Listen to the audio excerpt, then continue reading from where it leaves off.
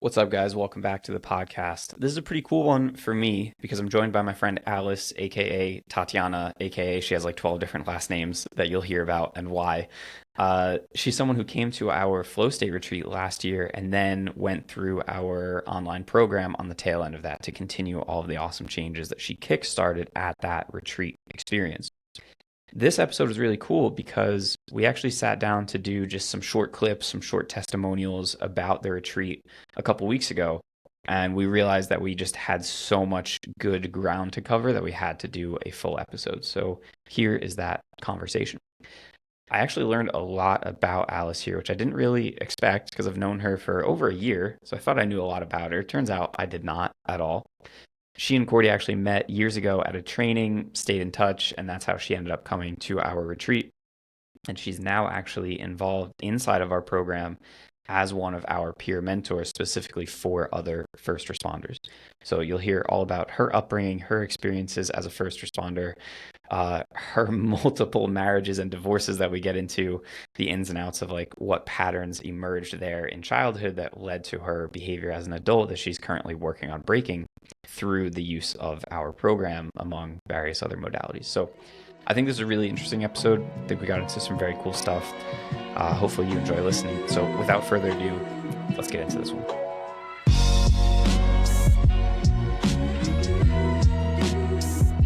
So my oldest is a leukemia survivor. Mm-hmm. That was definitely a turning point. That's when I quit my job as a police officer and focused on nutrition and on him, and then plant medicine. Yeah, Cordy and I were talking about that the other day because you said that in that first clip that we did, and I just kind of played it cool, like, yeah, uh-huh, but I don't think you've ever told me that before. Really? I don't think so. And I was kind of panicking because, like, I don't know. I talked to so many people about so many things. So I'm like, fuck, did she tell me that? And I should have known that about her. So I have to, like, act not surprised because she'll be mad that I forgot this huge thing in her life. But then I talked to Cordy and I was like, I'm pretty sure she's never told us that before. Like, I think we would remember that. No, So, I didn't want it to yeah. be labeled. I didn't want Okay. people to go, "Oh, I fucking hate that face." People make Okay. that face. All right, well, I'm not going to go on, but can you tell us some more about that? Because again, I was like kind of scared to ask you more questions about it the other day. Of course, So yeah. remind me, how old was he when he got diagnosed? He was 3.5. Well, That's he actually crazy. just turned 4. We just celebrated his fourth birthday, and then we How did were you on our find way to the out, or hospital. like what was going on that, like why did you start going to doctors and stuff? Well, it was just one visit. Oh, So he was not feeling well. It was in December, like late December, before Christmas. It's like his birthday was December 10th. Maybe right before his birthday he was diagnosed. But he wasn't feeling well, and he kind of came over to my bedroom and put his head on my bed, and he's like, "Oh, mommy, I'm just not feeling well." And this is a toddler. This is a little dude. So I kind of petted his head, and I felt his lymph nodes, and I'm like, "Holy shit. All right, let's go to the doctor." So his lymph mhm. nodes were larger than normal. And then I went to the doctor, and I'm holding him like this, and he pulls up his shirt, and Ivan has my fingerprints in the Mhm. forms of bruises all over Yeah. him. So, and my doctor knows me. He knows me since college. So he's like, "You're hitting your kid, haha." Like, what's going on here? Why you got all this? So he was playing it cool because 5 minutes later there was a blood dude at in our room taking Ivan's blood, and then when we were in the parking lot leaving, my physician, he already called us and said, "They're expecting you at Children's now. Wow. You need to go now." Like, that's it. Life blew up right there. That's so crazy. And Where were then you looking living again? back, Fort Collins, Colorado. Yeah. Okay. Yeah, so we went to Children's Hospital in Aurora. It's one of the best, actually, because then I started doing all kinds of research, and there was only like 2 or 3 hospitals that could handle Hmm. Yeah. this caliber. So I'm So sorry I cut you off. So we're after good. that doctor's visit, what happened? I called because I was already married to. It was my second marriage I was in, and I called Ivan's dad, and his mom, because his mom is a nurse practitioner. So I knew she would know, and I said, "Well, here's our pre-diagnosis. We need to go to Children's Hospital." So, like, their whole family met us there. So my ex's mom and dad were there. He was there. My now husband's family were there. So two sets of grandparents and us, and then we right away they jumped in. And all I remember, it was such a blur. I just remember like running out of the rooms where they were consult with us because it was a whole team of doctors that wanted to share how things are going to go, and I couldn't handle it. I kept running out and bursting into like ugly crying, just like like, oh my god, it was horrible. But yeah, it wasn't a pretty process, I would say. And then he had to have surgery to have a port put in so Hmm. they could deliver medicine easier. And then after the surgeries, it was kind of just a routine chemo, and I was just fighting with nurses because they weren't putting the right needle into him. Like, it was always a different nurse, so they didn't know what size needle he needed. And Hmm. based on the size of the needle, it determined whether or not he was going to have headaches that night. Hmm. So I remember saying, "No, it's the yellow. It's not the black. Put that away." And I had to get kind of stern with them because they think you don't know what you're talking about, But as a parent, you're the only person there who really understands the Yeah. process because you've been here Yeah. from the beginning, and all the nurses are interchangeable. So 24 hours, different nurse. Yeah. But we were there for a month, about a month and a half, just solid in the hospital. So I remember sleeping at the hospital and then going to my shifts at the police department because I was just sworn in. Hmm. I was sworn in literally the day after Ivan was diagnosed. I was sworn in to be a police officer. So And so Ivan yeah, stayed in the hospital that whole time for like a month and a half. yeah, me, him, and we would take shifts with my ex-husband and my current husband. And then my mom came out from Illinois to help. She would stay like for 4 or 5 days. She'd stay there, and then his parents would come in and stay. And then it felt like I had to console everyone. It was just a crazy time where like my current husband's parents would be in the hallway just bawling and crying, and I'd be like, "No, you do not walk into that room crying. You're gonna walk in there and you're gonna tell them things are gonna be okay." And I'm getting emotional talking about it. And that's why I don't talk about it very often because it's just like it's funny, but it's so fucked up, But right? why did you feel like you had to console everyone to make sure that like Ivan only saw like bravery and positivity from everyone else? It was almost like you had to manage their emotions in order to protect his emotions. Right, because I had this stubborn belief that if we show if we show him that we're strong and he's got this, we can do this, that he's not gonna die because he was this close. Yeah. There was a 99% chance he was gonna die. So, Goddamn. yeah.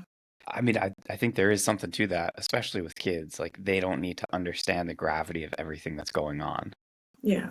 That's actually our responsibility as their parents and protectors is to shield them from certain things. Not that you can protect them from everything. Obviously, he still had fucking leukemia, but he doesn't need to understand everything about that situation.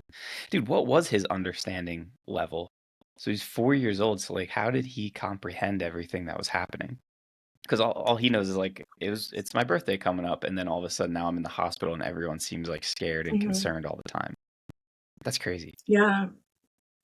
I'm not sure. We just kinda said, "Ivan, you're just a little sick. We just need to get you a little better, and then we're gonna be fine. We're gonna go home." And we showered him with, like, stuffies, stuffed animals, and different snacks and just drawing and visits from big athletes. You Hmm. know, a lot of people visit children's hospitals, so we tried to get kind of everybody to Ivan's door. Hmm. And another reason I had to like kind of filter out what kind of energy he was around is because Ivan is an empath. He can feel the way you feel. He kind of Charlie's the same way. It's all like coming down from the parents, of course, but like he knows if you think he's gonna die, he's like, okay, I can die. You know? He's a little Did, dude. He doesn't know any better. well, I was gonna So, ask, did you like talk to him at all about death when he was like a little kid? It's always interesting to me when like little kids talk about that because it seems like at a certain age they start to think about it. And mhm. I don't know, it's just interesting the ideas that they have. So did you guys talk about him like dying or like the idea of death at all? Or you were like, we're not even touching that subject? Yeah, I was like, block it out. That was Yeah. my way of bulldozing through that problem, you know. But again, it was before I had any kind of education on nutrition, on plant medicine, and anything that's like a retreat oriented or self-healing oriented at all. It was Yeah. all just Western path. So like, right, we're gonna fight through this. So, all right, so that happened like right as you got sworn in to be a police officer. Yeah, How so it old were didn't you, last long. Alice, then? Oh goodness. He was 26. Wow. All right. Yeah. Because we just fucking jumped into the middle of things here. What led to you becoming a cop? So let's rewind a little bit. So up to you said 26 years old. So what were you doing at that time? Like what made you want to become a police officer? Why did you go down that path? Oh, that's the second time I became a police officer. Okay, let me rewind. Explain that. So when I was in at the university, Colorado State University, I met my husband, my first husband. We fell in love, and then he got the call that he's going to Guantanamo Bay because he's been activated as a Army National Guard. Mm, Activated now. He's gonna go over there. That's the news he got. My knee jerk reaction was, as any girl would after dating for 3 months, is I proposed to him. Is that all right? Marry me. He didn't like it. He yeah. didn't like it, but apparently behind my back, he went to the mall, got a ring. 800% overpriced. Don't do that. But he's got a ring, and he got down on one knee and he proposed to me. He's like, "No, I You'd want been to marry together for you." 3 months and you guys met Three in months. college. Yeah. Yes. Okay. Nice. We were just starting to have fun. Like, I would get really drunk and he'd pick me up from parties, so I was like, "He's great, I love him." So, yeah, just this young love, and I'm like, "I've never been married before. What's the harm? Let's try this," right? Oh my So God. so yeah, we got married, and I swear on the wedding night, that's probably when we conceived Ivan, so we didn't know. So my husband goes to Guantanamo Bay. He's stationed out there, and I am pregnant. And he's not having a good time. We have conversations on the phone, but it's mostly just fighting Mm, because he's just hating where he's at and what he's doing, and he doesn't believe in the cause. Like it was just really difficult for him. yeah. So I decided, well, I got this. Let's let's do this. Internet. What kind of job can you get that pays well and provides a career? Boom, law enforcement came up, literally. I'm like, oh, While I you're could be pregnant. police officer. Yes. What? I could be police officer after like 6 months of training. I'm in. Let's go. I can handle it. So, yes, I went for an interview for the police academy, 8 months pregnant, like a basketball in front of me, Bro. interviewing with the sergeant, talking about how things are gonna be, you know, in January, which will be 6 weeks after. I mean, I didn't know it then, but literally 6 weeks after I gave birth, I started the police academy. So December 10th, I gave birth, and then police academy started in the beginning of January. So, yeah, and he's like, "I didn't know you were pregnant." So he didn't realize that I was pregnant in that interview. This, He's like, "I would have never how? accepted you." It's like, I don't know. I don't know, my upper body apparently looked normal, so Yeah, but behind this the was like desk, the you days didn't see before my Zoom. Yeah, belly. this is in person. Like, Yeah, dude. it's in person. Okay. Hopefully that guy's not So, a detective. He's not very fucking observant. yeah, like, great police work, man. Yeah. But I wanted it. I'm a bulldozer. If I want something, I usually get it. And I started the police academy, in January, my mother-in-law was helping a lot with Ivan, and I had to get some daycare. But during the day, I was at the academy. During the night, I was with Ivan, and I Mhm. was feeding him and making sure he was okay. So I didn't sleep for a long time, but apparently you don't need to. So, When you're in your um, 20s, yeah, you can get away with that. yeah, yeah. So on my graduation, I remember my husband did attend, so people were like, "Oh, you're married too. Great. Oh, you have a child." Like, yeah. My proudest moments being an athlete or ex-athlete is that I broke the record for amount of push-ups and pull-ups a female cadet can do. So I was like, Nice. yes, I can do that. So yeah, police academy, and then I must have applied to like 40 different departments, and it came down to two departments, and I just chose by location where I was going to be. So that was the Okay. first time, and that was when Ivan was just a baby. So I literally graduated. He was, oh my God, 7 months, yeah, 7.5 months old. And then by the time I got a job and got established, he was around, you know, 14, 15 months old. And that's when my husband, he was already back. He got back on my graduation from Guantanamo Bay, and that's when he started exhibiting like severe signs of PTSD. He was not safe to be around. Mm. I remember coming back from a shift and he just pushed me down the stairs, and me and all my gear, my gun on my side, everything just went flying down the stairs. I'm like, this isn't good. One of us Yeah. is gonna kill the other. This isn't happening. Well, because also after night shifts, being a rookie, your brain is not there anymore. You're like mush. You can't think straight. Yeah, I think it was ridiculous of my police department think that this would work. Also, having a newborn at home, like a young baby, and a husband who's estranged, really, because he spent, 8, 9 months. And Yeah, I mean, so, you knew yeah, it him was, for 3 months and then he went to Guantanamo Bay and then came back with severe PTSD and started abusing you. yeah. So Not the healthiest foundation of a relationship. no. And we parted ways. He went back to live with his parents, and we shared parenting time of Ivan, and that seemed to work a little bit better, although there was a lot of shit talking back and forth. So I think Ivan really struggled through that. So, and looking back, I take responsibility for that. It's not, wasn't smart of both of us, but it happened.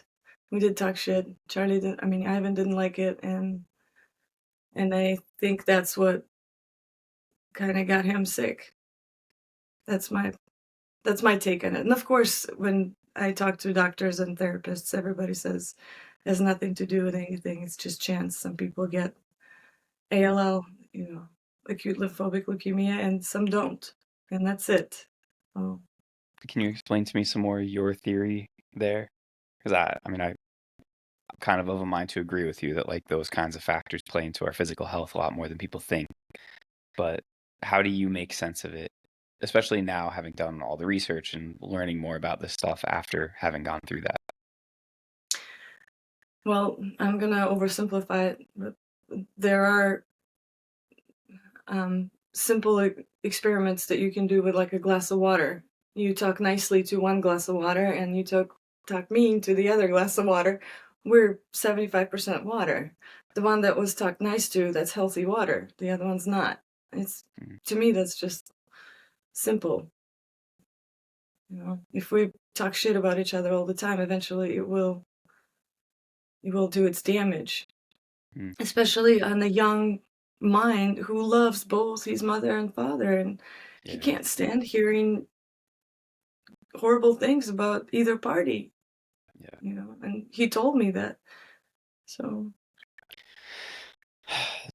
Maybe later I'll tell you about something that happened here the other night where I got kind of involved with this couple. It's like this domestic abuse thing with like this 5-year-old autistic girl that I was trying to help. Um, but yeah, that can't be good for a little kid's developing nervous system.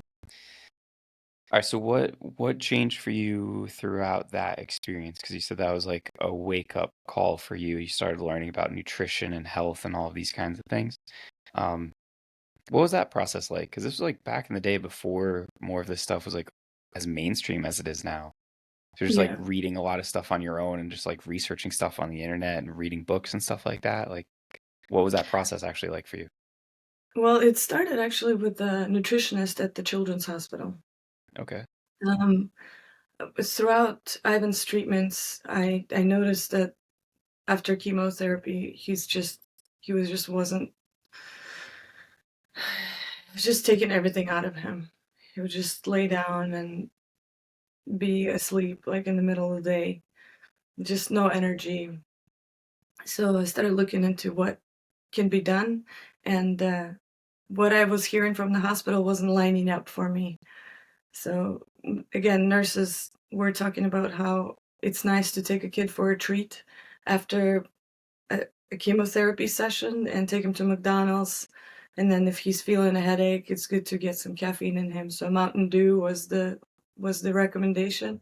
And I was Yeah, just let's like, give it's kids with just cancer Mountain Dew. What the fuck? yeah, this is just not it's not happening here. I understand what they're saying. I'm supposed to trust the doctors. I'm supposed to trust the medical staff, but it's just not working for me. So I called. There's a department at Children's Hospital where they, talk about nutrition.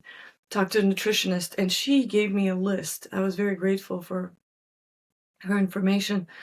She told me which berries are safe to buy when if they're organic or not organic in the Mm. state of Colorado. That's where we were at.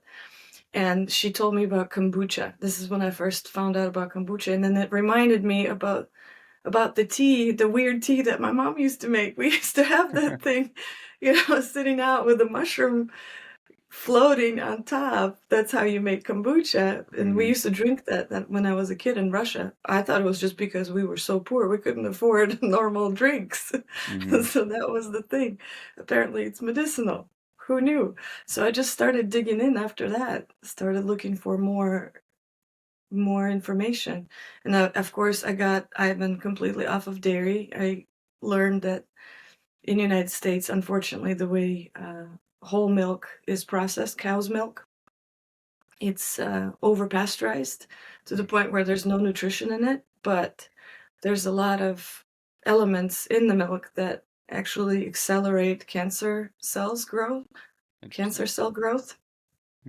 So I took them off milk, and I just started really paying attention to what he's eating. So mostly just like meat and vegetables. Those were the only things we could trust, and not all vegetables. Some vegetables were still um, uh, like not they weren't washed basically because they would farms would use pesticides to keep the Yeah. crop healthy, and Yeah. they Yeah. wouldn't wash it off. Same with grain. And that's how I learned that I couldn't do wheat in America anymore because wheat is not washed. Hmm. There's pesticides in it. It's like, this is not public information.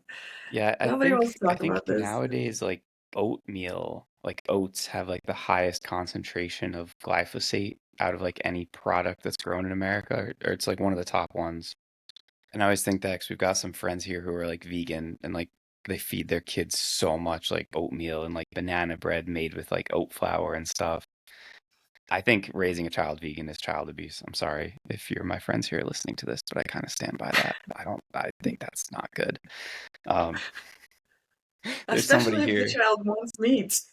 well, Yeah. yeah, especially then, but I think, dude, I think every child actually wants meat deep down. You've probably seen the pictures. The first food that we ever gave to Sita, the first real food was a T-bone steak, like on the bone, just let her like gum it. She was so fucking into that because it was like a T-bone steak cooked in butter. Like, dude, she went crazy for that thing. So anyway, Amazing. all right, Love that was a that. detour. There's this one No, person it's here, great. like Cordy's friends with this woman, and like I love their children. I'm pretty sure that this woman's husband like hates me because I eat meat. Because you eat meat. Yeah, yeah, that's his problem. Anyway, back to you. So, were you doing that in the hospital, or that was after he got discharged?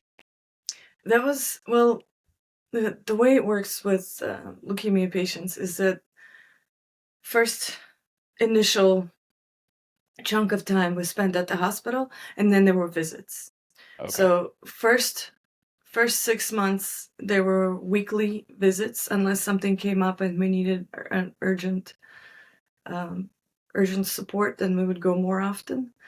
But once a week, then after 6 months, it was once every 2 weeks, and so on. So the whole treatment was 3.5 years Wow. long. So by the time Ivan was cleared, he was 7.5 years old. That's crazy. And so that was like in the first year of treatments when I started digging in and researching. And of course, I did not last at my job. That was the second time I was a police officer. Um, I was just establishing my new family. All this came down where we just had our Yeah. wedding. Hang We on, we just, kind of glossed over that. So yeah, you got the let's do first that. job out of the academy, separated from your first husband. Why did you not continue at that job? What happened? Because I couldn't get daycare. Oh, I okay. was working night shifts and I was alone in the state of Colorado. There was no family. My family's in Illinois. And they weren't keen on working with me. I was a lot more feisty than I am today. So, Yeah, I could see um, that. yeah, and I just didn't have the support. I was supposed to work night shifts and I couldn't find a safe place for Ivan to be while I was doing that where I could Yeah, actually that's hard. trust the people he was with. Yeah. Okay. So So I stopped working and then stopped got married working. again in the intervening time. Yes, I became a dating consultant, actually. That was my job after that. Wait, After for being a real? police officer, for real, I was a dating consultant for Love Bug Incorporated. I was interviewing people and matching For them with what? Love Bug Love Bug. Incorporated? Yeah, Is this a thing? it's a dating Being a service. Yeah, what the in-person fuck? dating service. They used to have those before the apps, before Match.com. Dude, all right, we're gonna get to this point, but remember what you shared with me about your dad and his experiences Yeah, and his job? And then you became a fucking dating consultant, Alice? bingo. Oh It my didn't God. last, of course. Yeah, That's but incredible. yeah, but Oh I my thought I was doing gosh. really well because I found I was already dating my second husband and things were going really well. I was like, I got this. I can do this. You I can you do consult have people on pretty you this. got pretty fast turnaround, that's for sure. 3 months with the first one to get married, and then you're finding your next husband pretty quickly. Yeah. Oh my gosh, that's amazing. Okay, so you get married again, and then get hired as a cop again. This Yeah. stuff with Ivan starts to unfold, which takes you off of work, I imagine, pretty quickly Oh, I to was care a of him. horrible police officer. I wasn't Yeah, paying attention to anything. I don't know how. I remember taking diet pills to stay up at night. that's good. It's great. Oh my Don't gosh. recommend it. But All right. it was So just not then working. Yeah. what's life look like after Ivan gets out of the hospital and gets cleared and is in remission and everything like that? What do the ensuing years look like? Because I mean, I really have only known you for like a couple years now at this point, and heard obviously worked through some of like the more recent stuff with you. But what happened between then and like up to now? What other highlights are there? Because at some point you went into the corrections kind of field. That's right. What Oh, that else? was most recent. Yeah. All right, what else are we missing between now and then? What are some highlights or some other stories that are worth sharing on that? Couple of husbands. Um, a career as a tennis coach. Yeah. That sounds more Just of a like couple what of you're things. supposed to be doing than being a cop. Supposed to. Come on, David. Well, no, no, no. I say that as like I think you're called. No offense, Alice, but I feel like you're cut out more to be like a tennis instructor than to be like a police officer. Like I feel like that's more of your calling than a juvenile corrections officer or a cop.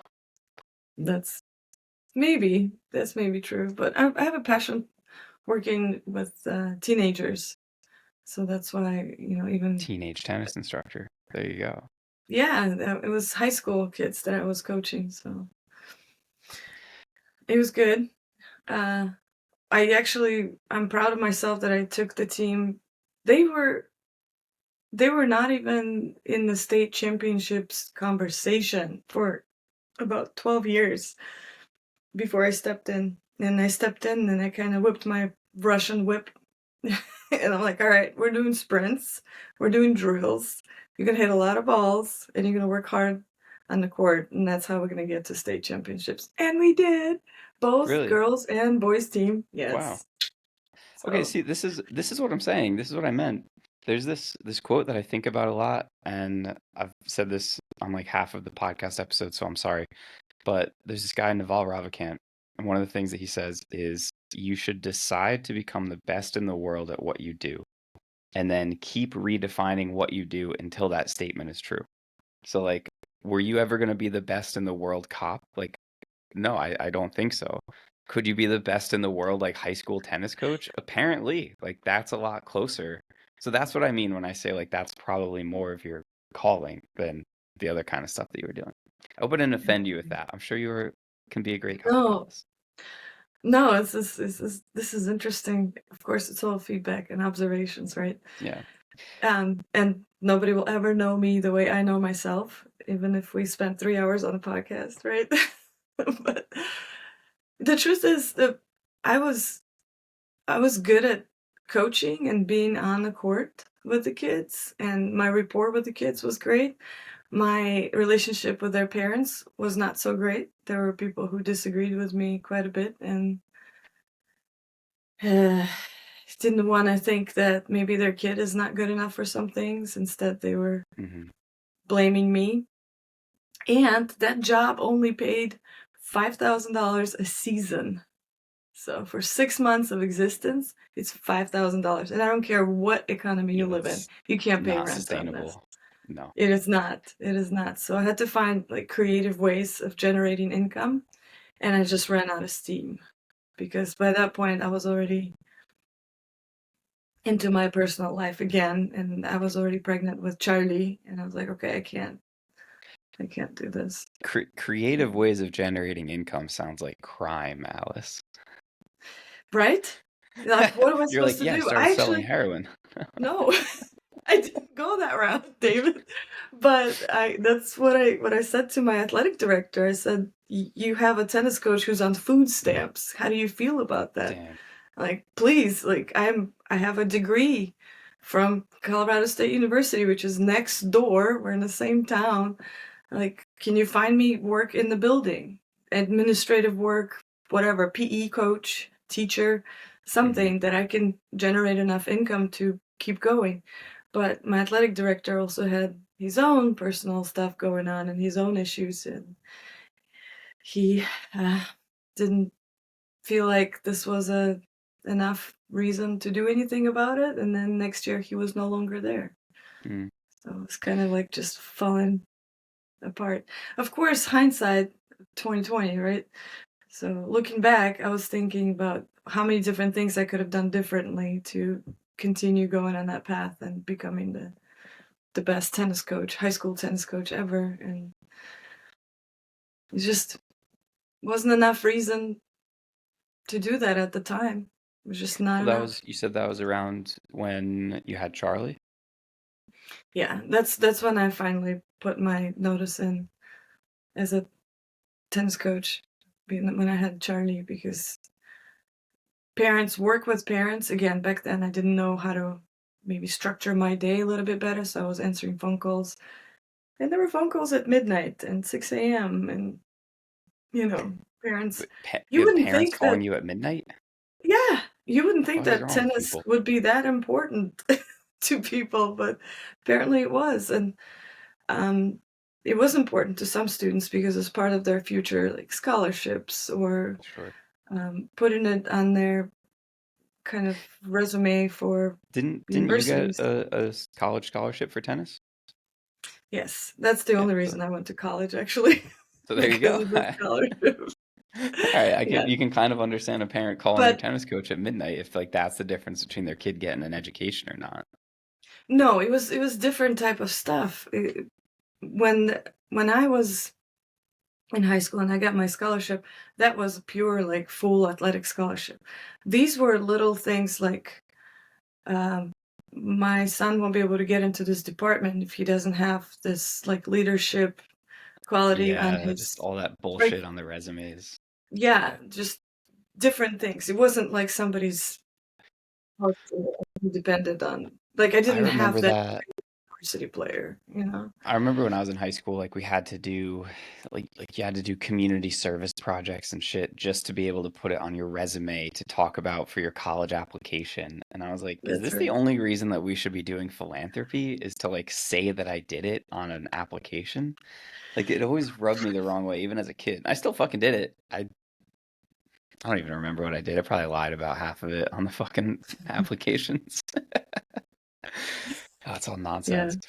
All right, so you have Charlie, you stop that job, and then you're just doing like stay-at-home mom life for a while with Um, Charlie.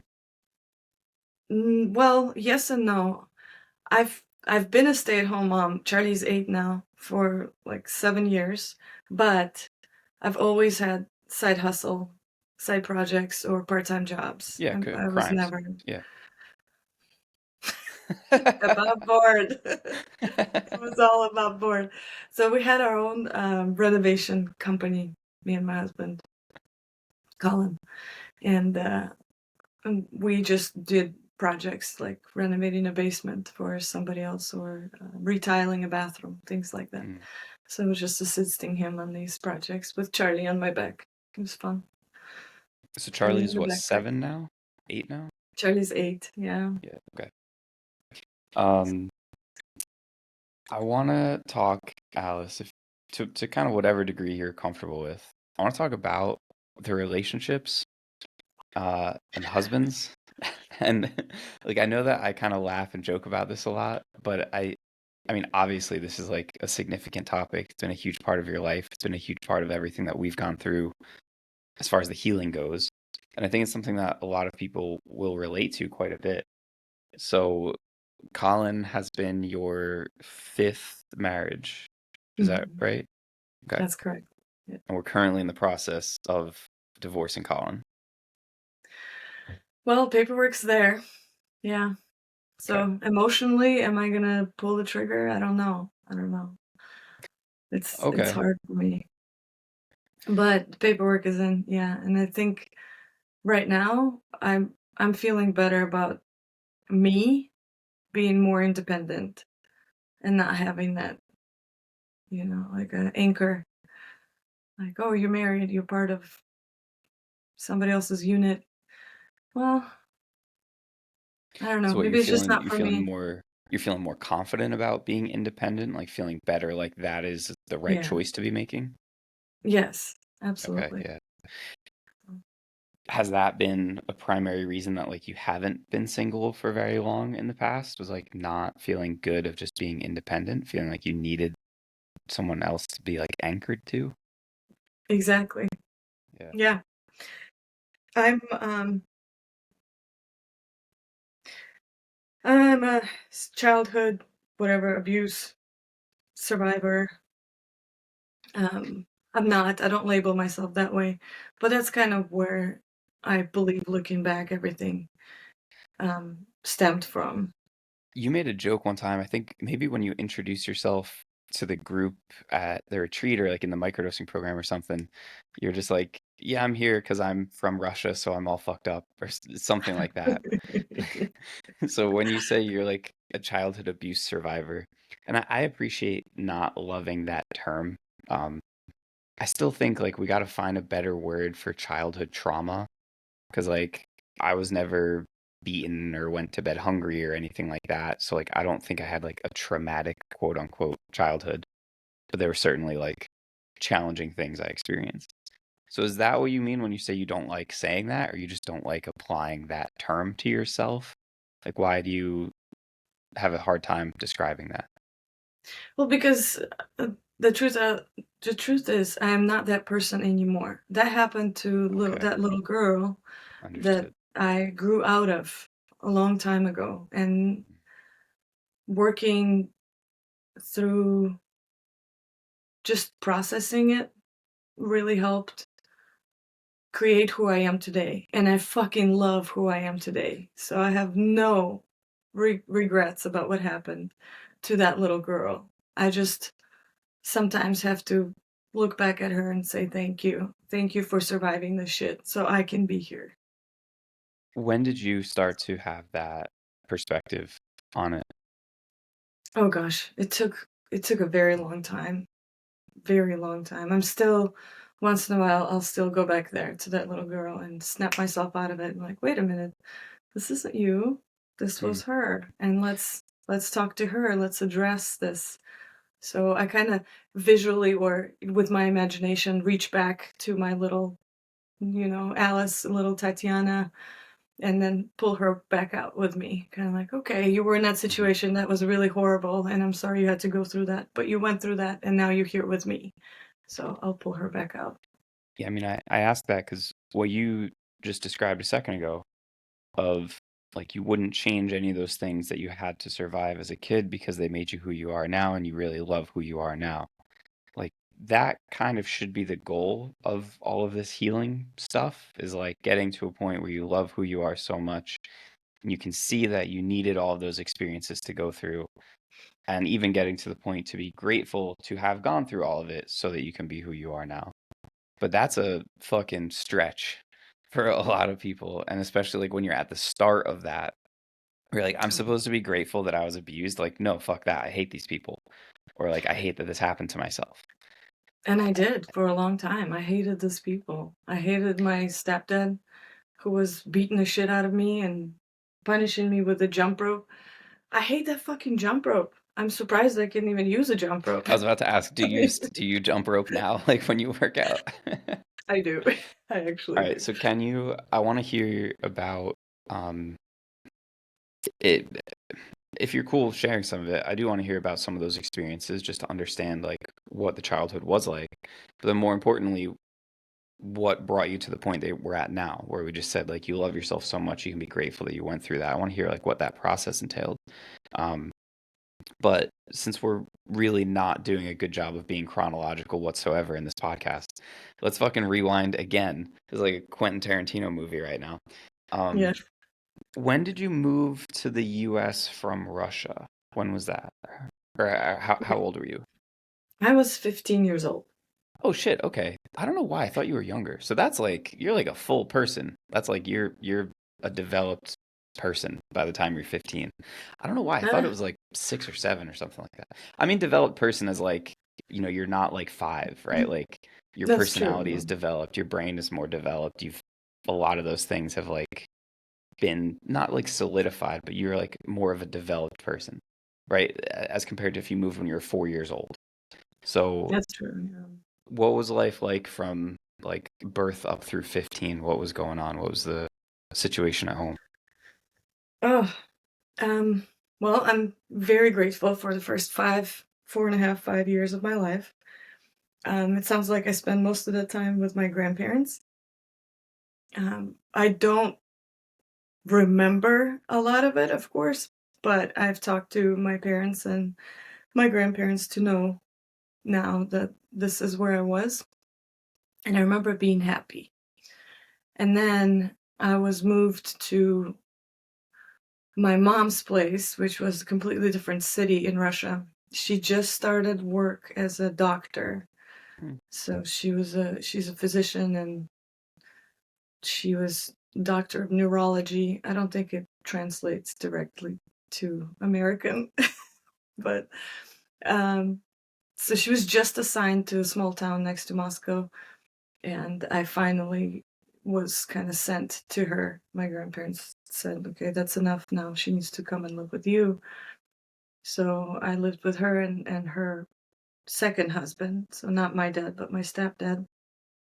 I didn't know any of this. I actually didn't find out that he was my stepdad until I was 12. Hmm. So I lived with them. And then when my brother was born, I was 6.5. That's when the abuse started.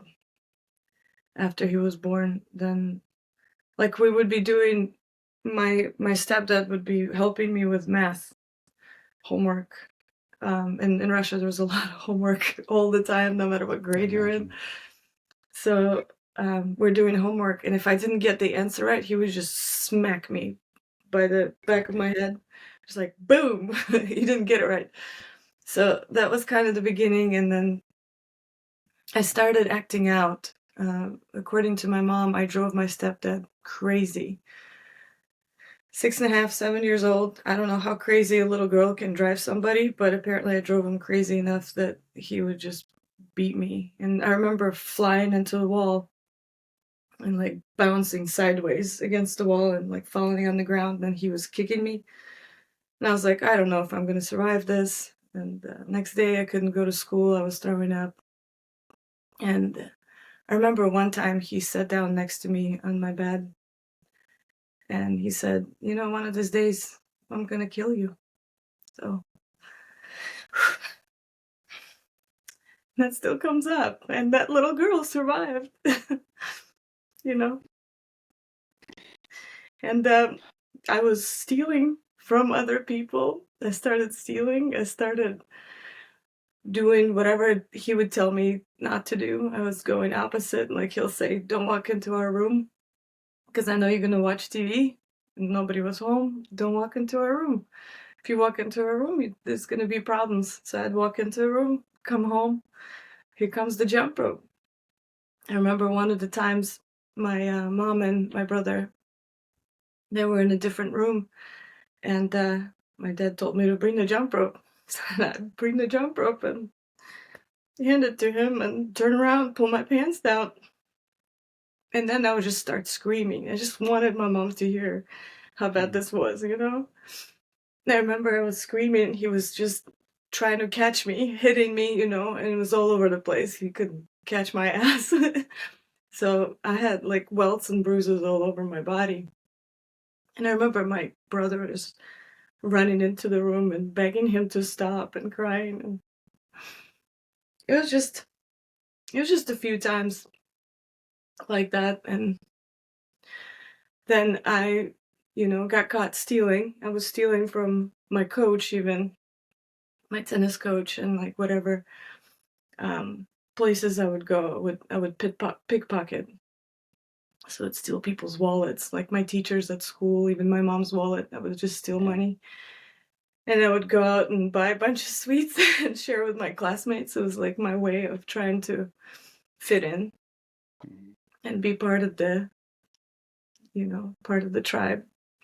So I got caught. My mom took me to all these people and made me apologize in person. In return, she would return a lot of cash. So my mom paid for all those parties in the end. And that's when she finally told me. She set me down in her bedroom with my stepdad there. And she said it in front of him. He was like, this is not your biological dad. This is your stepdad. He took you in. He he made you feel at home. Aren't you grateful to him? And I Fuck. remember like kind of curling up to his leg and like kind of like trying to hug his leg and being like, yeah, I'm fucking scared shitless now more than I was before. So, Yeah, how did that yeah, affect you to hear that as a like was that confusing? Did you understand? Was that like very. destabilizing as a kid?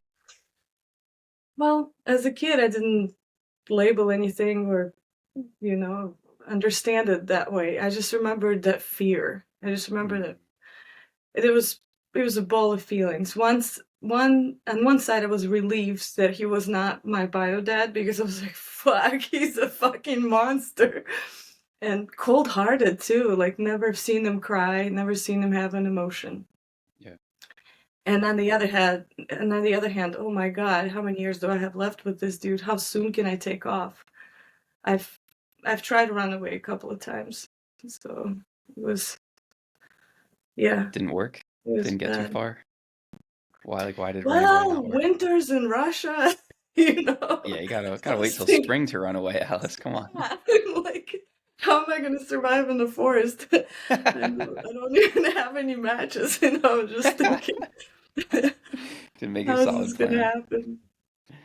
Yeah, I All mean, right. I was a kid, so What what did your mom do, like, in the face of all of this abuse, she was just kind of quietly accepting everything that was going on? Like, she didn't try to protect you much or stop it? Or was he abusing her too? Like, what was that dynamic like? So I did not know what my mom's side of it was at all Okay. growing up. And when I got older and started trying to process this, make sense of this, um, because they're fragments. All these events are fragmented, because our memory, we just remember what's the most like shocking thing. Oh, I guess my light just went up. But my mom never able to answer any questions or talk about it. Um, there was one phrase that was popular with her is she was saying the meaning of it was just you're lucky it wasn't worse. That's it. That's pretty much all I got from that.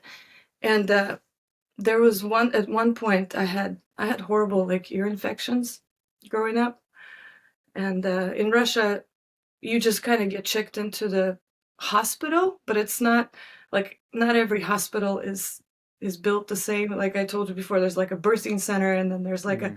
rehab center, and there's like a surgery center. They're all different buildings. So I guess we were in the rehab center part of the hospital where doctors would come in and still do some procedures, but it's mostly people just hanging out and kind of just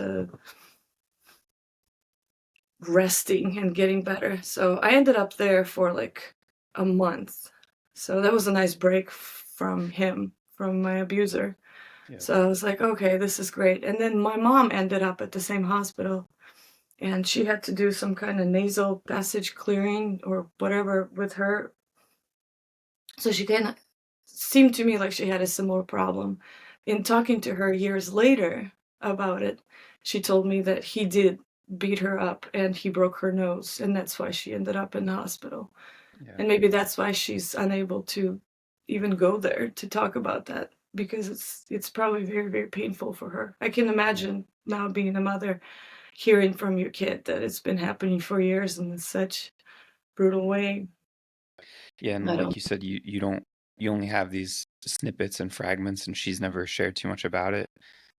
Who knows? Like when she's saying, be grateful it wasn't worse, who knows what else she was shielding you from, and like that's exactly. still the beating that you caught, but maybe it could have been worse if she wasn't doing whatever she could to protect you. Yeah. That's fucked. Was your brother getting abused too? No, that was his biological son. So he was Yep. like, oh, Yep. the baby. He always Yep. wanted. He was very proud of him. So Hmm. yeah. How much was your stepdad drinking more than the average Russian man at that time? He never drank. He Really? never drank, and we had a pull-up bar and like a ladder thing in the hallway. He was always exercising. I was always watching him exercising, and he didn't touch anything like that, not in front of me. He made it in the kitchen. He made moonshine in the kitchen to pay for his garage being built. They back then they paid construction workers with bottles of liquor. Welcome to communism. So, how did you get out of there ultimately? Because you came to the States when you were 15. Was that like you leaving home for the first time? No, no, no, no. Um, so in fourth grade, I needed to go into fourth grade, and I have failed my exit exams from the third grade. That's how they do it in Russia.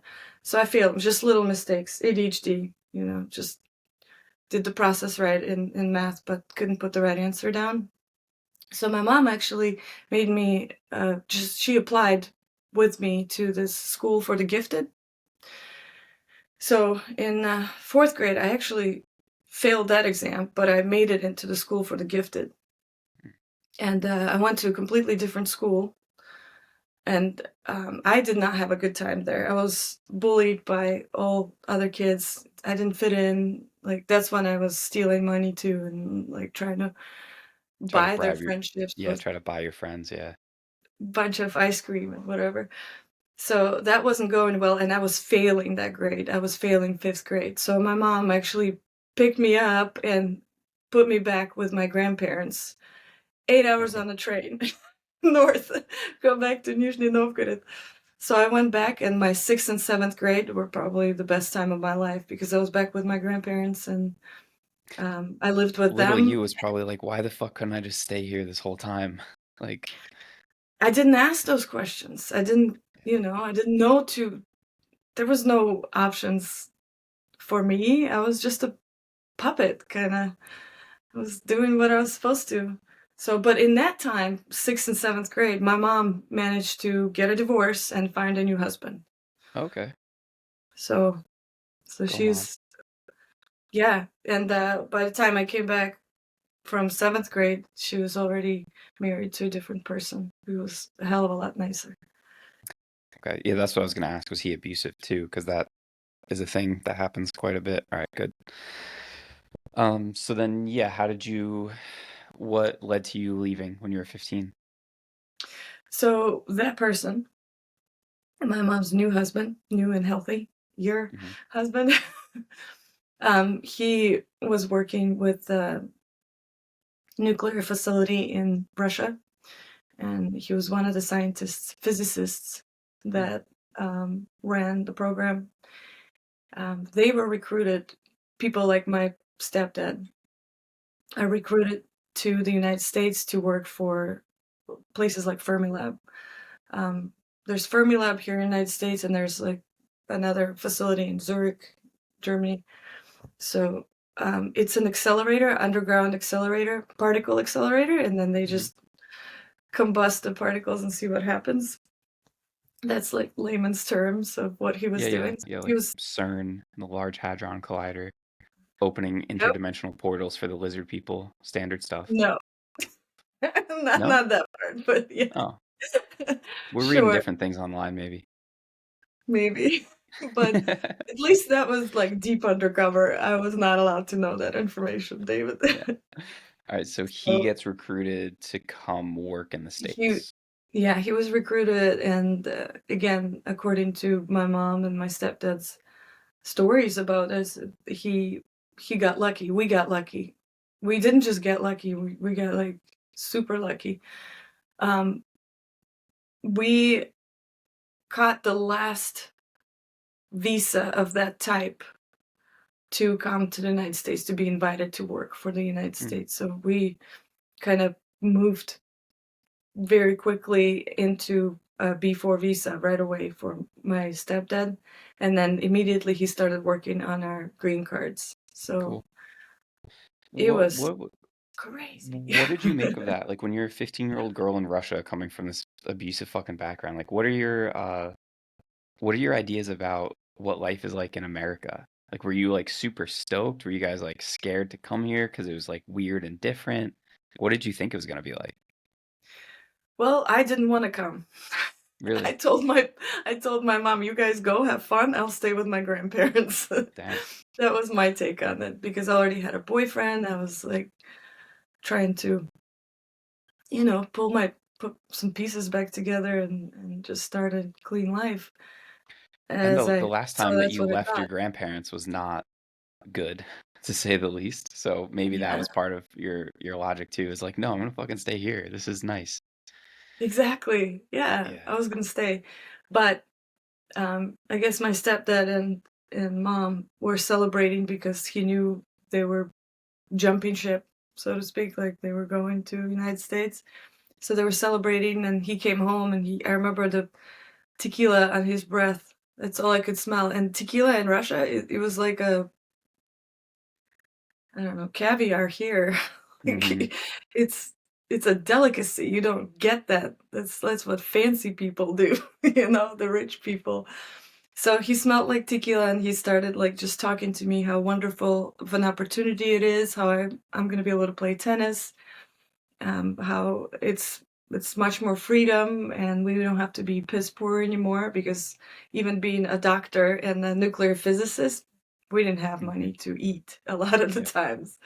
So it was just a great opportunity, and I was like, all right, let's do this, but I'm gonna come back and live with my grandparents if it doesn't Did work. you learn English at all in school, or you only spoke Russian at that point?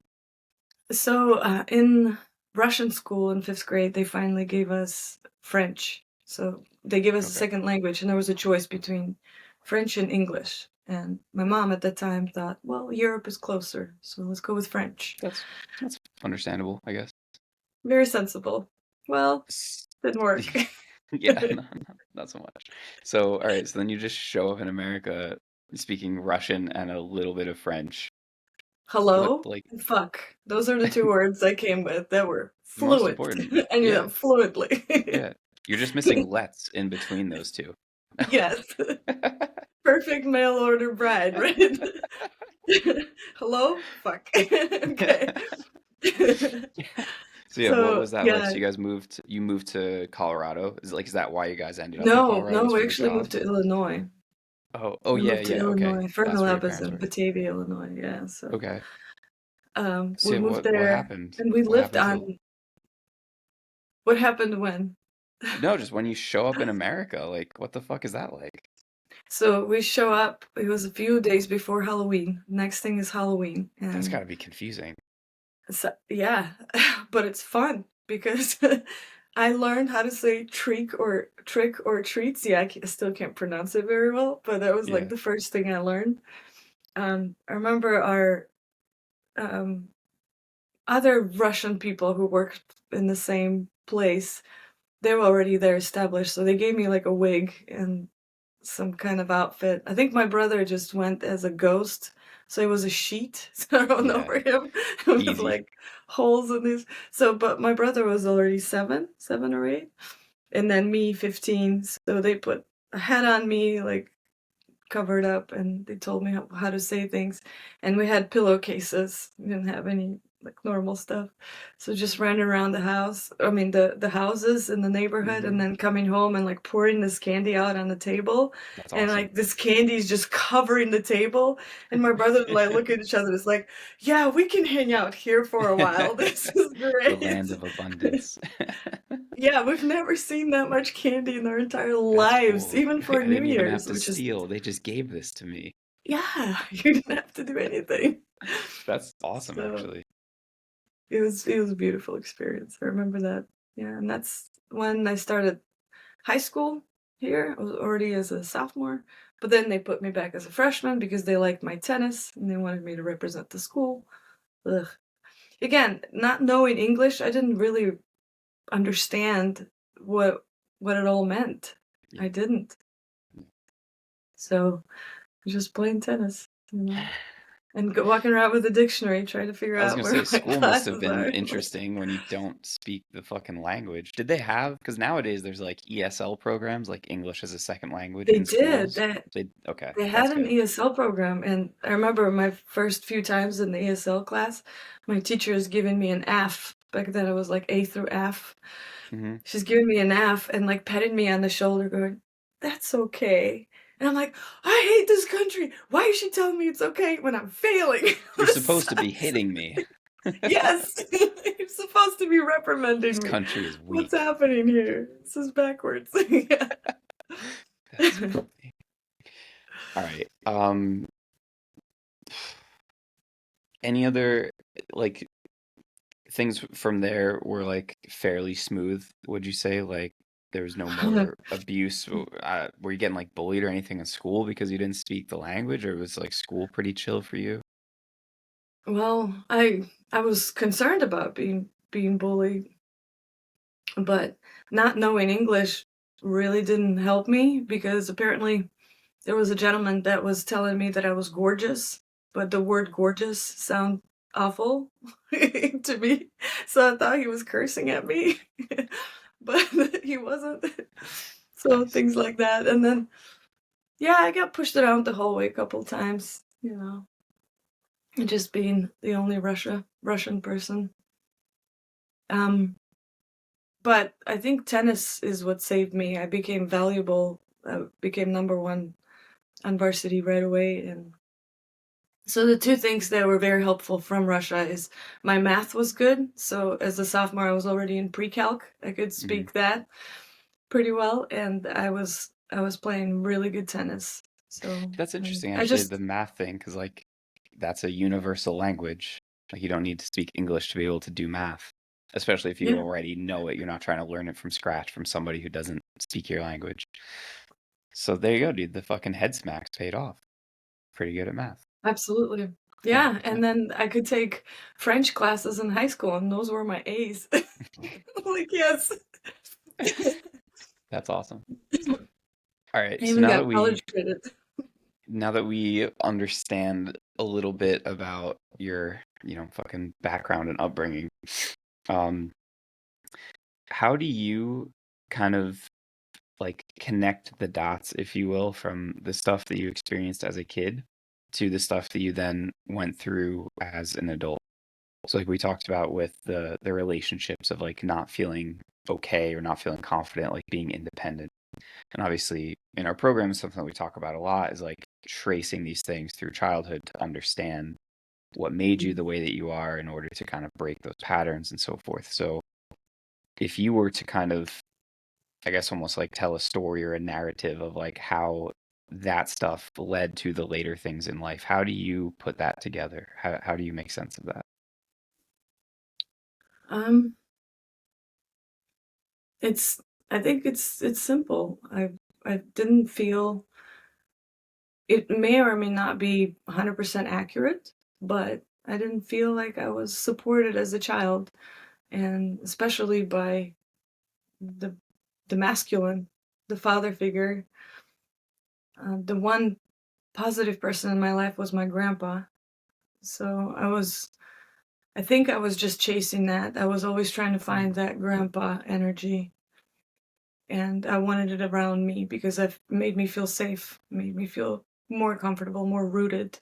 right. So not having that in my nuclear family or my original family, I was looking for it in relationships for sure. I was looking for that protector kind of. So typical girl with daddy's issues. It's not rocket science.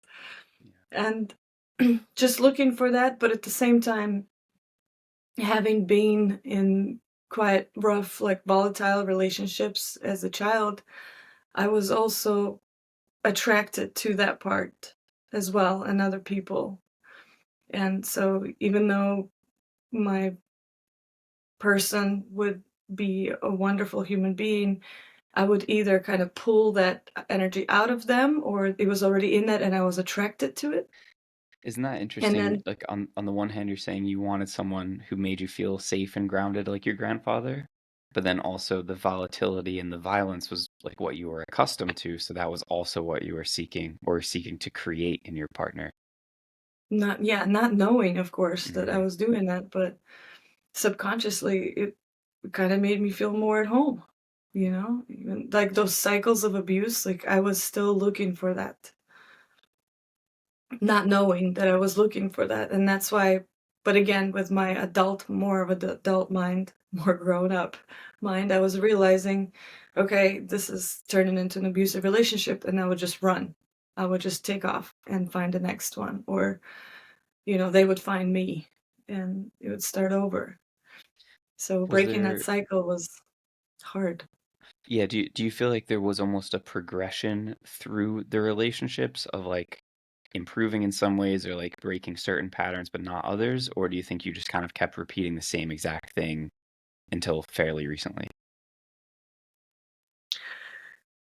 Um, it more actually depended on what my well-being was at the time. How do you mean? So,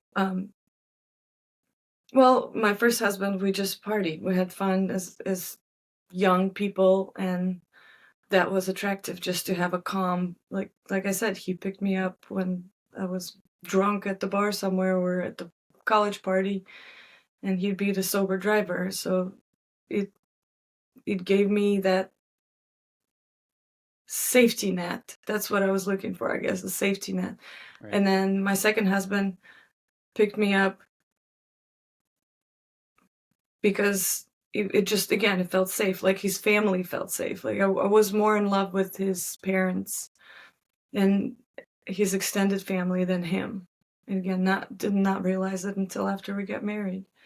Yeah. My third husband, I met him right after Ivan went through leukemia. He was like at the very tail end of his treatments.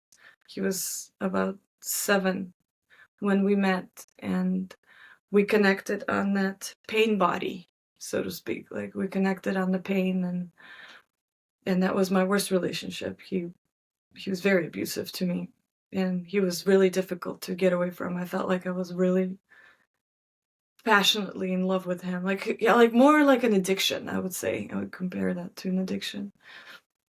So, Interesting that so it was that different. relationship, They like were the all different. basis of it was connecting on your pain, and that was the most painful relationship. Yep. It's kind of, it makes sense, you know? And Yeah. then my fourth marriage was just a blur because the minute we kind of tied the knot, then he started sleeping with his roommate, which is like, okay, we're Was good. his roommate a dude or a lady? A female, yeah, she's Okay. they're very happy right now, actually. Okay. Good They're for still them. together and they have a child. They built a family, so Okay. I'm He very just happy for needed a them. detour of getting married to you before going that way. What the fuck? Who knew?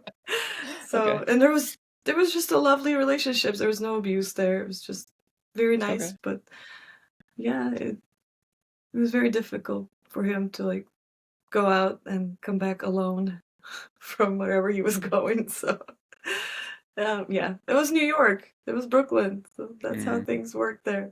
Well, I have no hard feelings about that at all. That's And actually, Colin, that's how things work there. it's just, That's awesome. you have no, okay, David. In all fairness, I lived in Brooklyn. There are so many gorgeous Eastern I European women in I know my Brooklyn, sister like lives in well Brooklyn. put I know. together. I've Oh spent my time there. God. Yes, I I'd know. fuck me. I mean, seriously, this is, I get it. I have no problem with that. And Colin and Sergey, they were friends. They ended up being friends. So now now I'm with Colin. Been with Colin for 10 years, and we all still talk about those good times. That's awesome. Yeah, All it right. was So fun. Yeah. what we just talked about, like this perspective of understanding, like it almost it's kind of logical, like why the choices got made the way that they did now with that hindsight. So when did you start to become aware of that? And ultimately, I kind of want to make our way back to what you shared a little while ago with being in this place now where you love yourself so much, you're glad that you went through all those things. So how did we go from the abused little girl who chooses people who make her feel the same way she used to you now who is on the tail end of breaking these things? Like, what has that process been like? Ah, I call it bumblefucking my way through life. Of course, a lot of mistakes were made. When I first met Colin and started kind of more seriously dating him, like maybe 6 months in or close to a year in, we he actually had a past trauma that he has not been able to process for a long time.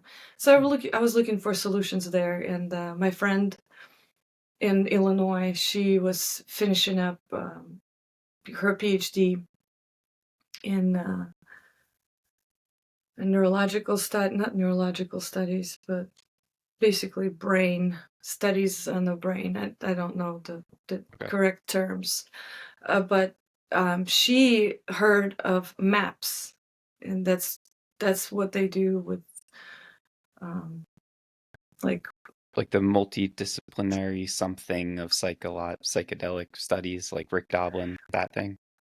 yes, Rick Dublin, and they were Yeah. working with MDMA, which Hmm. is an entheogen. I can't pronounce that word either, but basically psychedelic Yeah, I medicine. got you.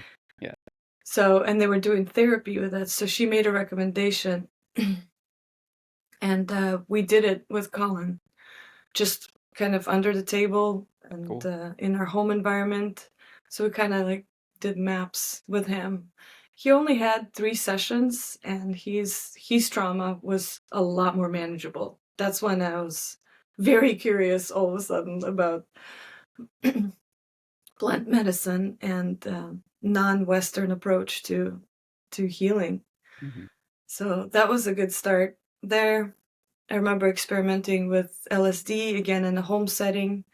Just it was actually me, her, and her boyfriend at a time. He's your husband now, and we just dropped acid and walked around and got under the blankets. Like there were just phases of that process. Of course, we ended up drawing and Hmm. dancing, doing all kinds of stuff. But this is where I was like, wow, I feel like I am truly processing something, and it's more effective than 3 years of therapy that I just had.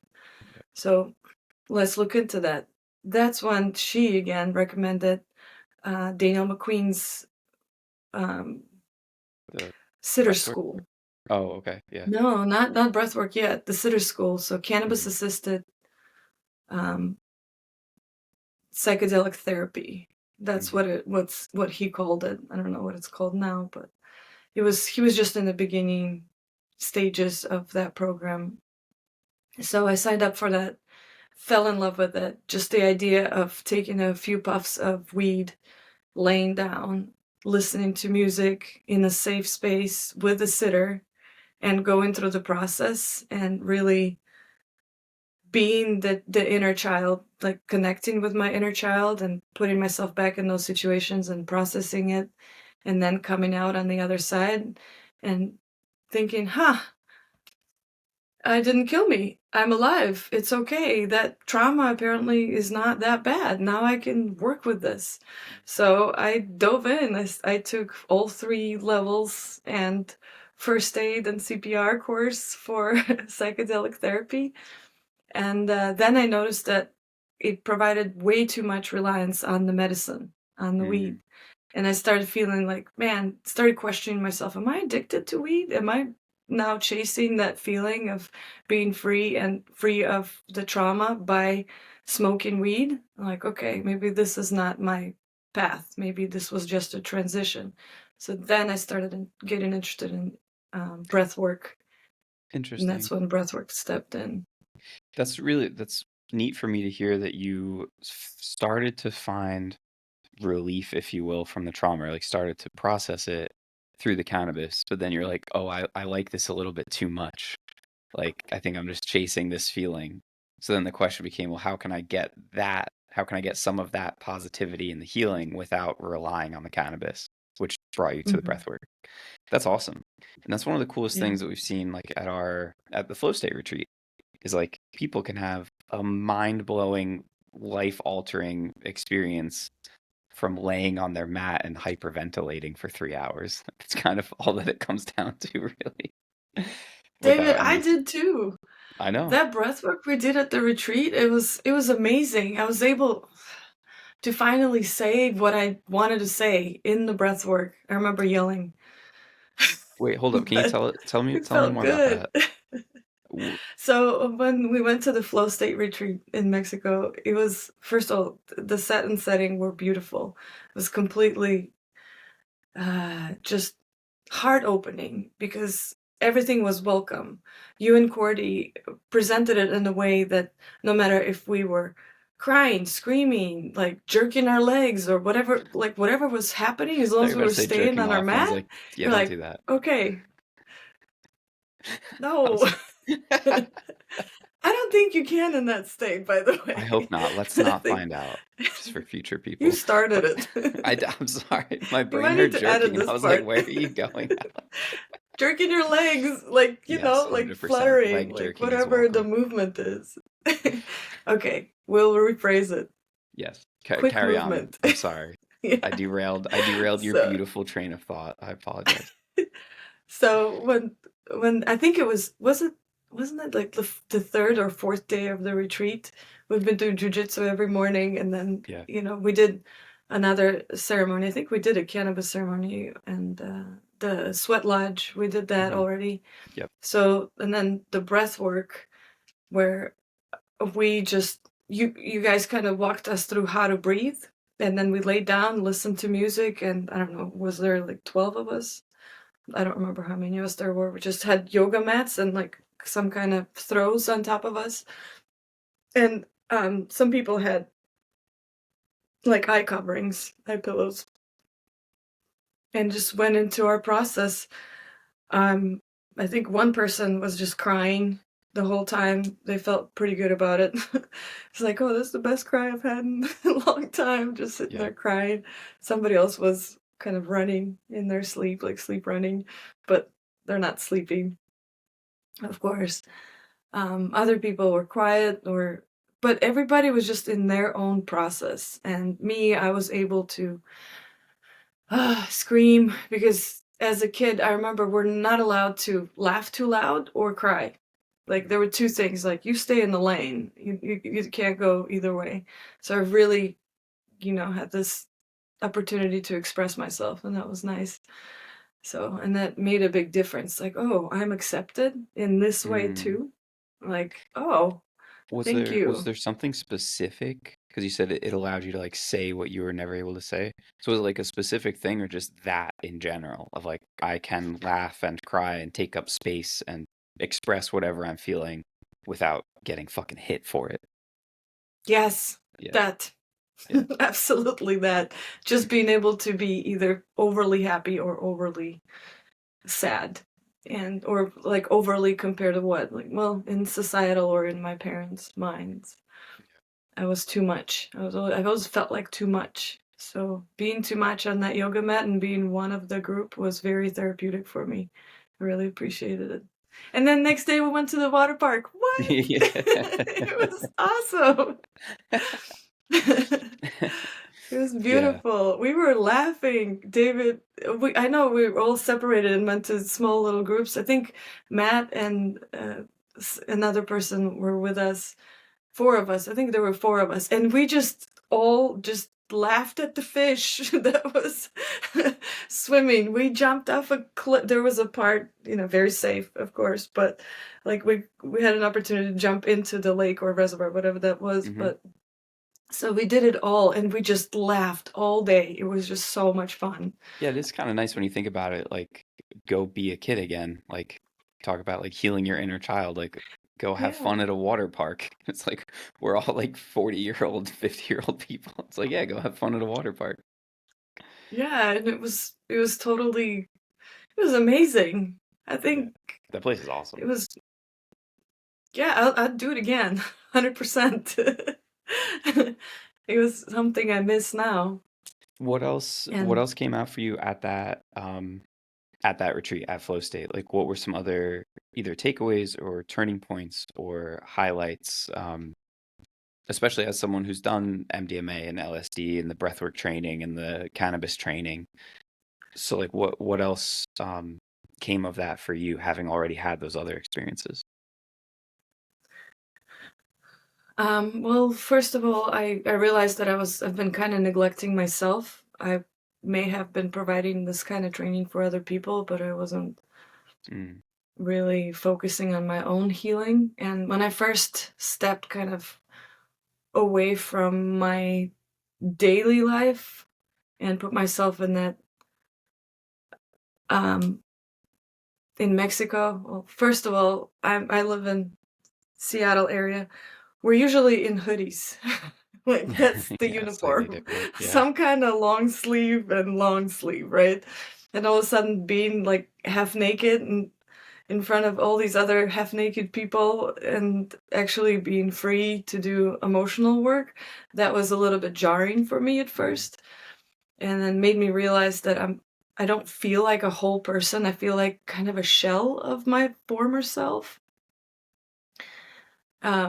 I wanted to look deeper into that. And then with the process of getting there and getting the finances together and like organizing logistics around this trip made me realize how much I am not an independent person, how much I am not my own self, and how I was really freaking out about losing my cash because it was really hard to come by.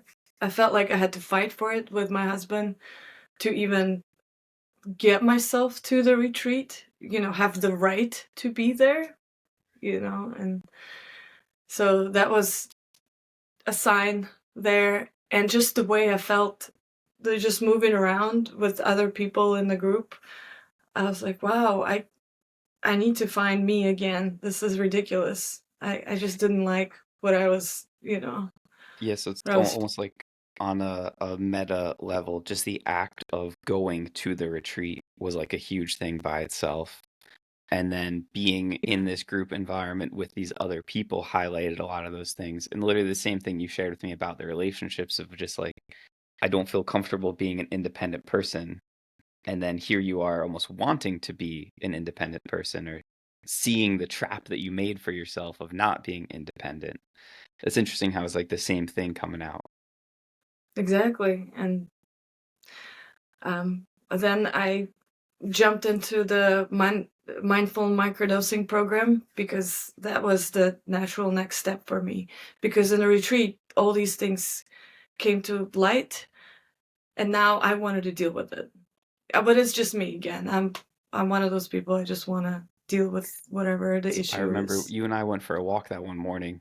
I hit you with our fucking sales pitch. Got you on board that day. You're fine. AKA, I listened to you. Yeah, that's all I needed, and it was so nice. It's like, oh, somebody's listening to me. Yeah.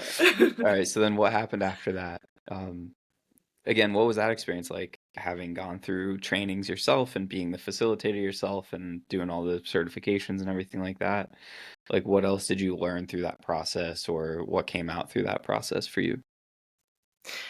So mindful microdosing was a longer program that I've ever taught. So Mm, it's a 6 months program, and I did not have experience teaching or participating in something this long. I loved the way it was broken down in how do you eat an elephant one bite at a time, right? So mm, you guys presented in a very gentle way on how to take step by step. Um, it's a step by step process for sure. I like it that we were being prepared on how to microdose and not just jump in and start taking microdoses for fun. yeah, We've learned how to do it properly, and kind of had the opportunity to see what's best for us. So have a personalized plan through this learning, and then focusing on little things like daily simple things like your habits. My habit of, dropping Charlie off at school and then going on Netflix and watching a couple of shows before I started doing anything else, just because I just felt lethargic all the time, just didn't want to be present in the world. I didn't know that until your program. I didn't know I was doing that. I had that habit. Like, you made me yeah. look at it and like, oh, okay, I can change that. It's funny for me to hear that because there's certain things that like don't really stand out to me as like going through the coaching process, right? Like we have so many conversations about so many things. I sometimes forget about the places that we start. Like for Alan, same kind of thing of like we made this change where he stopped snoozing his alarm and started meditating in the morning. And like that one thing shifted the trajectory of his whole life from there. And like I Yeah. had completely forgotten about that until he and I talked again recently. And like that, now that you're saying it, I remember having those conversations with you of like, hey, why are we doing this? Like what is driving that behavior and how can we actually change it? And I think that piece is kind of what gets missed a lot of times with people trying to change their habits. This is a very Yeah. timely conversation. Like New Year's is coming up, so like everyone is gonna have great habits for like 6 days and then fall off the Yeah. fucking bandwagon. All right, so unpack that a little bit more. When you said like you were dropping Charlie off at school, coming home, watching Netflix, and feeling super lethargic. So tell me, explain that to us. Like, why were you doing that, and then what actually shifted, or like what did we come up with as our plan that made that actually different? Um, so I just felt like I didn't have a purpose other than, my daily tasks of cleaning, like reading a book, doing something that would be for my general health, but kind of like not a real deep purpose. But it's I didn't really need to have a deep purpose. That's what I thought I needed, but I didn't. I just needed to clean up my life a little bit more. So, um, by changing that into, okay, now I'm dropping Charlie off at school and then I'm going to play tennis or um, working on my resume because I'm applying for jobs because I quit the corrections. We didn't talk about that, but it's okay. Um, or just doing something that was more meaningful to me, or even connecting with the people that I work with and checking in on others. Kind of putting the spotlight on someone else other than myself was very helpful. But to get there, I had to look at these habits and see what needed to be changed. So it was hard at first. I fought you at first. I was like, Oh, I David know. said I shouldn't do this. I'm like, I'm going to do what I want. I want to be an independent woman. You know? so, so at That's first awesome. I was like, I'm not going to do this. But then again, laying there and just watching Netflix one morning, I was just like, really? You're paying for this program. You're doing this work. And now you're actually not going to do this work because you want to be independent? Okay, you need to find your, your true balance in life where you want to be stubborn and go for it and where you need to just be like, all right, let me Right. try something else. This Yeah. hasn't worked. Right. What I was doing hasn't worked. So, I understand the pushback, but then yeah, that kind of call it like surrender of like, okay, this is what these people are telling me to do. I signed up for this. Let me at least trust them as an experiment, if nothing else, and see what happens. So yeah, I we think part of started. me in the beginning of your program, I was thinking, oh, okay, 6 months. After 6 months, I'm just gonna pop out a new person, as a new person. Is that not what Wait, happened? Are how? you not a brand new person now? Well, I do feel that way, but if I didn't do the Right. work, it It's wouldn't have not as simple happened. as let me Yeah, pay this invoice and then wait 6 months and now magically that's my right. life is different. Yeah. There's a couple of steps involved along the way. A All right, so few. that was I'd where we say a few. started. And Yeah, then what else started to unfold after that point? And I'm just gonna shut the door real quick. You keep talking, but Cordy and Sita just came home, so sure. I don't want Sita to come up here and try to come in the room because she will do that. Gotcha. So tell me what else started to unfold after we stopped watching Netflix all morning. Yeah, then I all of a sudden started to realize that my relationship with my husband is not the healthiest either. That I rely a lot on his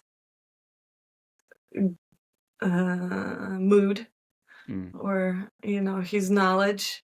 And a lot of times that's not what I needed to do.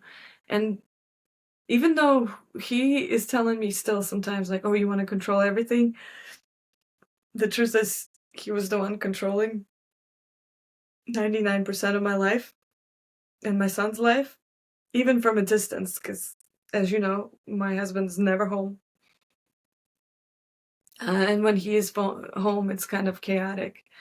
So I learned that I've allowed him to speak to me in a way that I don't like. So I started putting my boundaries in place, saying, okay, this is not how you are going to speak to me. And slowly throughout the 6 months, like I started walking out of the room if he started getting elevated or um, offensive in any way, like, you're just a stupid whatever. You're like, okay, no, we're not going to have this conversation. yeah. Maybe this is the way you feel about yourself, but I don't need to hear it. I wouldn't say it out loud. I would just think that and then walk And out. walk away And because that's you weren't gonna tolerate that anymore for yourself. not anymore. Yeah. But why was I okay with that before? I don't know. And at this point, it doesn't matter what I was okay with before. I could only operate from the place where I was at the time. That's a really good point actually. Because we do try to go back in time and sort of look at our childhood and look at these patterns in order to understand ourselves a little bit better. But then it also is a matter of like, well, what am I gonna do about it now? And a lot of our clients have been in and out of therapy for like a decade, and they can explain everything that's wrong with them and explain why they act the way that they do. But they come up short of actually doing anything differently or understanding what to do about it. So it's cool for me to hear where you're like, I don't really need to understand why I accepted this, but I know that I'm not going to accept it anymore, and I'm going to do something different about it now, because that is what Yeah. actually makes a difference. Well, it was Um, the biggest question he would ask me. He's like, "Well, we've lived this way for 9 years now. Why all of a sudden? Is that right. because of this program? Is that because Yeah. of this retreat you went on? Yeah. Hmm?" Yeah. You know? I was like, "Well, does it matter? I'm not Kind okay of. with that anymore." I think a lot of people, a lot of women, especially maybe my friends, just they they don't know how to get out of these relationships or the patterns because they've been in those patterns for so long. And when asked, well, why now? They don't have like a good excuse of why now.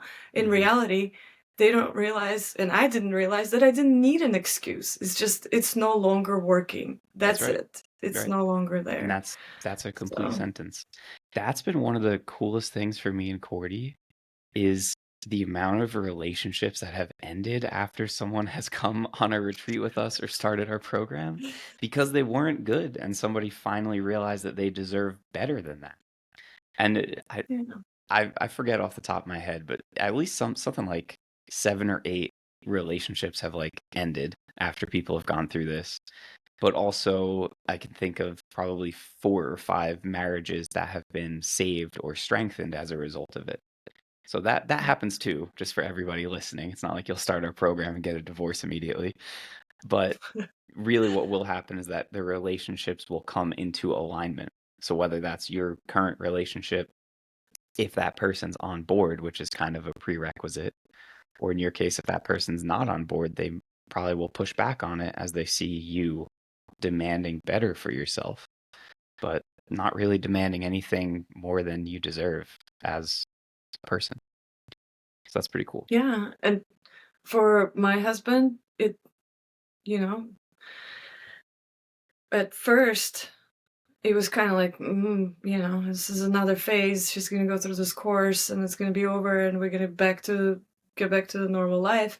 So when I started filing divorce paperwork, all of a sudden he started looking into it and saying, "Oh, wait a minute. So she's becoming a better person. It's easier for him to be around me now, where we don't constantly fight. We have this pretty smooth communication style. Charlie is very well taken care of, so he's really happy to leave him with me all the time. And just things started improving in me. So I had to improve me to be able to deserve that better relationship. That's how it worked for me. So if I didn't improve me and consistently, blame my ex-partner or other people or circumstances around me, then I would just be doing well between those events, What do you mean you but had to start doing better or you had to improve yourself to deserve a better relationship?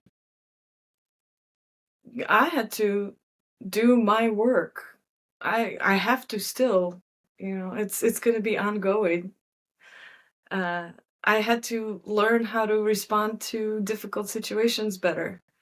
Where before, if I don't know, something wasn't quite right. I don't know an example right now, but I would just fly off the handle and be like, this isn't Got it. right. Yeah. Yeah. Let me get everything in order. I was like a drill sergeant. Yeah. And now it's more like, okay, hold on, let The me take a the breath. reason I asked that question is like that's the only thing you said that I would disagree with or push back on. It's like you don't have to improve yourself to deserve a better relationship. Everybody deserves a healthy relationship. Just as a human being, that is your right. Like you don't deserve to be abused. So that was the only like fine point that I want to make.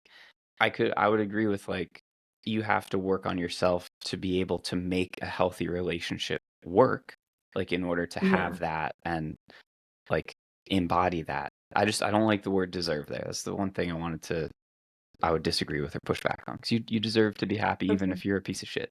Like yeah. It is something that Cordy often talks about of especially here in Tulum you meet these women who are like I'm calling in my king or like I'm manifesting my king. And Yeah. Cordy doesn't say this, but I think this like bitch you're a peasant. Like you don't deserve a king. Yeah, so I want to become the queen to serve my king, Right. you But know, you could have when I get a nice upgraded. peasant farmer husband who doesn't abuse you. But That's true. That's all right, true. so you But talked about now oh, go ahead. Go that ahead. I put those boundaries in place and I'm becoming more calmer, just a better, more whole human. Now my husband is gravitated towards me, Well, and right. now he's being a better husband, even though That we're is the like this ideal close to situation. finalizing the divorce. I mean, maybe it takes like getting served the divorce papers to be that wake up call. And then, yeah, he sees you leveling up. And if he's like, well, if I want to keep this relationship, I also need to level up and I need to be more accountable for my shit and work on my shit. That's, Yeah. I feel like, the best case scenario. That one person kind of starts healing. There's probably some friction from the other person, but then they get with the program and start leveling up themselves too. So maybe that's where this will all end up. Exactly. Exactly. And right now, this is where we at. We're in really good terms, although he hasn't been home in 5 weeks. Maybe that's why, too. That probably helps. But we have really We good communication and we've been getting along so well. I haven't seen him in 2 months. well, I've seen him, but I know, kind of I know, like I you know. on I'm just video, kidding. you know, not on Um, not in live. Alice, But what other elements of the program were like impactful or made a difference or like moved the needle for you? So you talked about like the boundary setting and removing yourself from situations or just not tolerating being treated or communicated with a certain way. Are there other elements that you can point to that it's like this thing made a significant difference where you can almost see like cause and effect like that? example, Hmm. me getting on the call, our Tuesday morning call. That's what we had, 9 a.m. for here.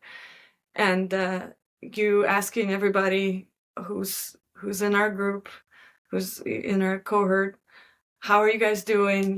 Give me the updates, what's going on in your life, and me responding with this shit is happening, and like crying on camera and cursing and being completely vulnerable, and then you guys as a group lifting me up and saying it's okay. And I love Alan's shut the fuck up, Alice. You got this. Like, it's the best support that I've had in years. It's true. I That love him. doesn't, oh my I love gosh. my whole group of guys that are in this. Yeah. That doesn't It's sound great after beautiful. you explained all of your like abusive childhood and then you're like, yeah, I just Oh, love when this one guy would tell me to shut the fuck up. It's just like really what I needed to hear. right. But when you meet Alan, like, it's so I friendly. know, He's I a know. He's teddy the best. bear. He's the best. He is. So it's And he would say an that when all you were good heart. speaking Yeah. poorly about yourself, when you were getting down on Yes. yourself or saying that you were stupid or whatever. That's when he would tell you to Yeah. shut the And fuck up. then he was, shut the fuck up, Alice. You got this. Yeah. You're a beautiful person. You're gonna get through this. So just being supported by the cohort, by the group of Yeah. of people that you've surrounded us with, like, and a lot of those guys are from the retreat, so they continued with you just Yeah. like me. That was a blessing Yeah, that because was a we knew each super, other. super special group where we had like half the people from the flow state retreat continuing on in this program. And then the other people who Yeah. joined in just happened to be like the best people ever. Like Mar is just like Yeah. a fucking rock star of a human being. Yeah. I'm Mar, trying to Billy, I mean, Mark. oh, Billy's the Who, man. yeah. Yeah. So, and Sarah, and Sarah's amazing.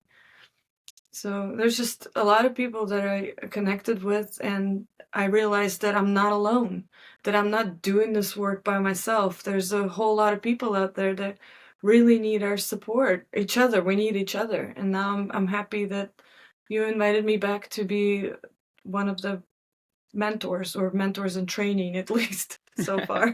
But Yeah, how does that feel? How does that feel to you? Um, we don't have to like explain all of that and everything. There'll be some context, but just the prospect of kind of stepping into that role for other people. How's that feel? it feels amazing. It feels like I can continue learning. I can Mhm. continue being part of this group, and through sharing my experiences with other people, my process with other people, I can learn as well. So it goes both ways. It's not just a, lecturer looking down at the, Right. you know, students. It's not like that. We're always working together. And that's what I like Yeah. about the way you guys do things. You're not a guru. You're not putting yourselves on the pedestal. You're like, we're just people. In fact, we're civilians and we just love sharing this work. And here's some tools. Like, yes, thank you. Thank you, David. Not yet. We're Well, just building a following before I officially launch the cult, but we're working towards that. like, I don't see you in the cult, but You don't see that? I feel like I would okay, make a no. great cult leader. I feel like I could do it. No. Come on, No, why I think not? you'd You don't like think so? whatever hat you'd be wearing as a cult leader, you'd be setting it on somebody else's head and be like, you wear it for a while. Well, yeah, so that Come I could back to pull the me. strings from the background. That's right. Yeah. I wouldn't wear a hat though. We would have some cool robes for sure. Robes, yeah, Yeah. definitely something. A necklace or Yeah. giant, like, Yeah, metal I could that looks like see a I could see a dinner necklace. plate. Yeah. Flava Flav clock kind of thing. Um, Don't do that. Don't do it. but all right, on a serious note, what you just said of continuing your own process like that, that was definitely what we saw with Toby and Sherry. Like they always talked about that, how they were able to have such a lasting transformation because they basically never stopped doing this stuff for like 3 years because they continued with group after group. So they were always in this setting surrounded by people on that path. It's like if you want to, at jujitsu, like you're constantly surrounded by other people who are bettering themselves at the jujitsu academy, unless you start a family and stop training like I did. Um, so just being in that environment is very uplifting and kind of keeps you honest with your own bullshit that creeps back in. So yeah, I'm Yeah. super excited to have you there and to continue to be a part of this for you. So thank you, Alice, and thank you for sharing everything that you talked about here today. I think I only made you Thank cry like you. once or twice, so it's not too bad. So thanks for talking about all that stuff. Of course. And thank you for having me on the podcast. It's an honor. So 100%. You actually might be the first woman that we've had on here. So thank you for doing that. Like somebody from the women's retreat just messaged us the other day. She's like, I love listening to David's podcast, but like, where are the ladies? And I'm like, dude, I'm trying. But fucking guys say yes to podcasts a lot more readily than women do. That's another thing with yeah. Sherry. I keep asking her to come on the podcast and she keeps saying no because she learned Oh. how to set boundaries a little bit too well. I'm like, just be a Yeah. people pleaser again, just for me. Come on, do it. But she You're won't. funny. Well, I wanted to do this too. I wanted to be able to share with some people. Maybe there's more people like me, more women like me that need to hear this. That's all. Definitely. All right, guys. Hopefully, you enjoyed some tales from Alice's Russian upbringing and childhood. I thought it was a really fun conversation. Like I said, I definitely learned a lot about Alice in this one, and it's really cool just to hear the story of somebody kind of smack dab in the middle of unlearning so many of the things that they learned as a kid and in the middle of breaking so many of the patterns that they have been living and playing out for decades in their life. So I'm really proud of Alice as my friend and client, and hopefully you enjoyed hearing some of her stories here. So if you liked what you heard and you want some of these experiences for yourself, as of the time of this recording, we've still got a handful of spots open for our 2026 Flow State Retreat. If you're listening to this after March of 2026, I'm sorry, but there probably won't be another one of these retreats for a while. You kind of missed the boat on that one. But regardless of when you listen to this, I'm sure we will still be running our online program. So if you get in touch with us on Instagram, just DM me the word info. That's literally the first step that Alice and so many other people have taken. So you can do that as well. And maybe you can be a part of this and get some of the same experiences and some of the same healing that Alice has gotten through this process. So as always, thank you very much for listening. Stay tuned for more. Peace out. Hare Krishna.